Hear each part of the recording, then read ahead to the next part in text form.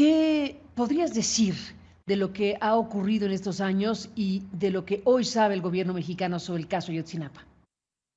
Bueno, creo que estamos en un proceso de investigación muy profundo que empieza a dar resultados puntuales y concretos, verificables todos ellos, tanto jurídica como científicamente. Y no solamente hemos avanzado en un proceso de reconstrucción de los hechos, creo que ha sido muy importante los avances que ha obtenido en este caso la Fiscalía Especial de la Fiscalía General de la República. Dentro de los resultados más importantes es el haber logrado la identificación de dos de los estudiantes en un lugar distinto al que la verdad histórica había definido en el basurero de Cocula. Se dio efectivamente en el ejido de Cocula, pero logramos una identificación plena avalada por la Universidad de Innsbruck del 99.99% de certeza de que se trata de todos los estudiantes lamentablemente desaparecidos. Se ha ido abriendo nuevas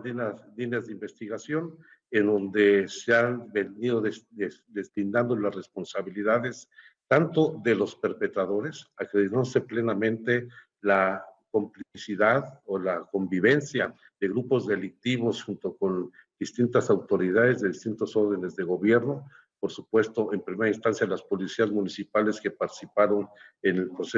todo el proceso de desaparición de los muchachos, y posteriormente se ha venido investigando todo lo relativo a cómo se fue construyendo la verdad histórica, en el sentido de que en muchos de los casos hay evidencia de que las pruebas que se presentaron fueron alteradas, que las declaraciones que se obtuvieron fueron mediante tortura y que esto significó pues una segunda desaparición. Lamentablemente los muchachos han sido objetos de una doble desaparición. Primero, la que se dio con el hecho mismo de su desaparición, esa trágica noche en Iguala, y posteriormente con la actuación de la propia autoridad, que lejos de ir avanzando en el esclarecimiento de los hechos, lo que hizo fue tratar de borrar toda huella o rastro de los mismos. Entonces va avanzando bien la investigación. Por supuesto, quisiéramos tener mayores resultados, particularmente tener certeza de dónde fueron llevados los muchachos, dónde están los muchachos, pero es justamente la etapa en la investigación en que hemos venido trabajando con una de las prioridades fundamentales. Informaron, bueno, presentaron en estos días con motivo de este aniversario una especie de reconstrucción de los hechos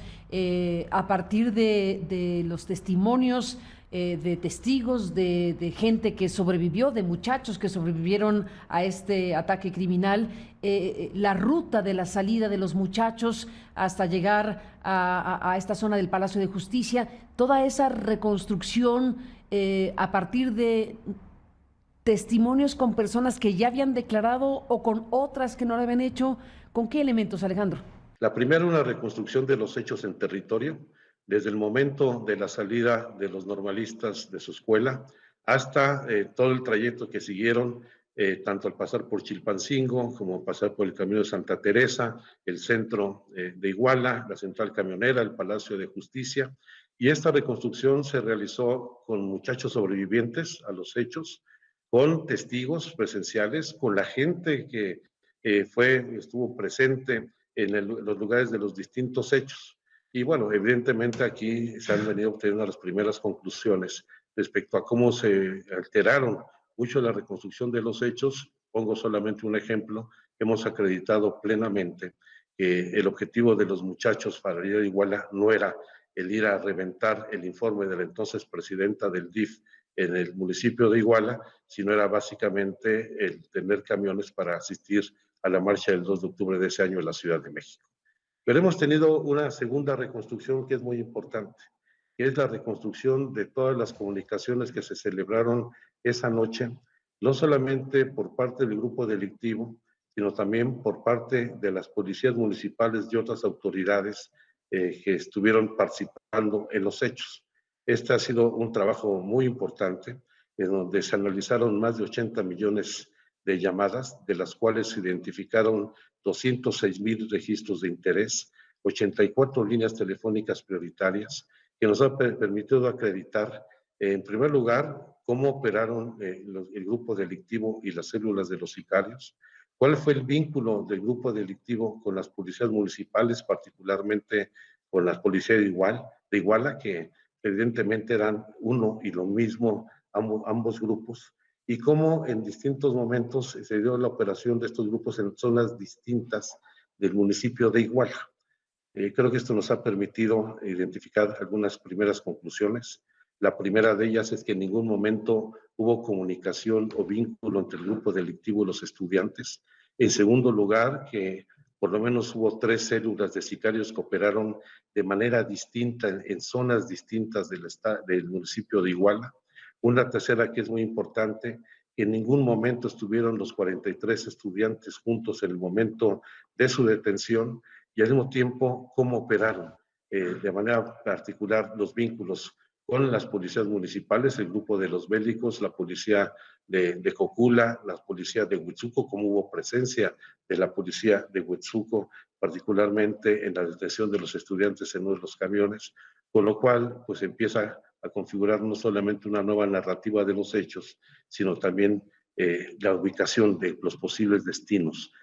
a los que fueron llevados o conducidos posteriormente en su desaparición los 43 estudiantes. Aquí me detengo en el ámbito federal. Las grandes preguntas abiertas siguen siendo sobre el papel de la Federación, sobre el papel del Ejército, sobre el papel de la PGR en el caso Ayotzinapa. Déjame ir por partes. Alejandro, en el caso del trabajo periodístico hay aportaciones muy importantes. Este mismo día que tú y yo estamos conversando, hubo 2 aportaciones importantes, de estos últimos días del periódico Milenio, con estos videos que si bien ya se conocían, ahora se tiene más evidencia del papel de Tomás Herón de Lucio, este hombre que está tratando de ser extraditado desde Israel por parte de México, pero ver tan descarnadamente las imágenes y la situación de tortura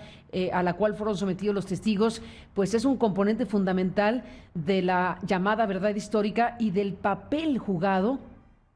por los responsables de la investigación, en este caso desde el gobierno de la República del sexenio de Enrique Peña Nieto. ¿Qué me dices, Alejandro, de esta parte de la historia? En primer lugar, señalar que efectivamente esos videos existen, fueron proporcionados por el Centro Nacional de Inteligencia, lo que antes era el CISEN, directamente a la unidad especial que realiza la investigación en la Fiscalía General de la República, y donde se acredita de manera fehaciente 2 aspectos. Uno que es el obvio, es la tortura de la que fueron objeto muchas de las personas que fueron detenidas vinculadas con los hechos, que efectivamente formaban parte de ese grupo delictivo. Y la segunda, cómo se fue instruyendo a cada una de estas personas que fueron torturadas, pues la definición de sus declaraciones para construir la verdad histórica. Lo que se ve en el trabajo de Tomoris Greco, otras fuentes de información que se han hecho ya incluso públicas, da cuenta de cómo toda esa narrativa fue construida directamente por la propia autoridad encargada de la investigación, y se demuestra que efectivamente la verdad histórica pues, no correspondió con los hechos que realmente sucedieron. Que son los que necesitamos conocer con toda amplitud. Otra aportación periodística importante publicada hoy, Alejandro, además de lo que publicó Milenio en estos días y hoy con Temoris Greco, es lo de Silver Mesa, que pues ha hecho también un trabajo muy, muy importante con la herramienta legal de acceso a la información y transparencia, logró obtener informaciones desde la Fiscalía General de la República, pero narra, informa que los testimonios que se han podido recoger de 44, de 44 elementos que estarían identificados en esta trama, 30 de estos 44 miembros del ejército señalados por algún tipo de participación, pues están testados. Es decir, en los documentos entregados no se puede saber qué dijeron los militares. Seguimos con esta dificultad a una hora de tener realmente claridad de qué es lo que el ejército sabe de lo que fue el papel de sus miembros en aquella historia de Ayotzinapa. ¿Qué me puedes informar? ¿Qué puedes informarle al público que sigue este programa en México y en otras partes del continente de este punto específicamente relacionado con los militares? Sí, bueno, que se está llevando la investigación a cabo con todos los actores que pudieran haber tenido alguna incidencia en los hechos, por supuesto, el 27 Batallón de Infantería, particularmente en el caso de Iguala, donde ya ha habido no solamente interrogatorios a más de 40 personas de las Fuerzas Armadas, hay un capitán detenido. Y yo entiendo que efectivamente estén testados la información que proporcionó la Fiscalía General de la República, porque todavía forman parte de la carpeta de investigación y, por supuesto, esta información debe prevalecer reservada en tanto no se concluya la propia investigación. Pero yo creo que es muy importante que se haya dado a conocer esos textos, porque efectivamente se está haciendo una investigación a fondo donde no va a dejarse de atender ninguna de las autoridades que pudieran haber tenido alguna participación definitoria en los hechos. En tu análisis en este 2021, en tu revisión de los elementos que el Estado mexicano tiene o el gobierno mexicano tiene, el Estado por la Fiscalía también, ¿frente a qué estamos? ¿Frente a una investigación que se realizó para contar una parte de la historia, pero ocultar otra, para redireccionar los hechos con ganas de que no se sepa qué? ¿Alcanzas a tener hipótesis de esto? Sí, yo te decía en un principio que estoy convencido de que los muchachos fueron objetos de una doble desaparición,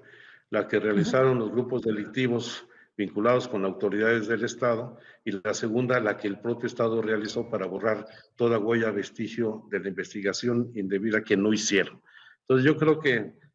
lo que estamos enfrentando es una acción deliberada del Estado para no conocer la verdad. Sin embargo, yo sí quiero destacar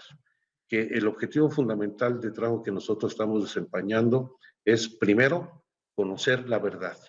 dónde están los muchachos y castigar a los perpetradores de la desaparición. Y una segunda etapa de esta investigación tiene que ver justamente con quienes ocultaron o alteraron la investigación. Este es un asunto de responsabilidad también del Estado, porque justamente pues fue el Estado quien fue copartícipe de esta desaparición y el ocultamiento de la verdad.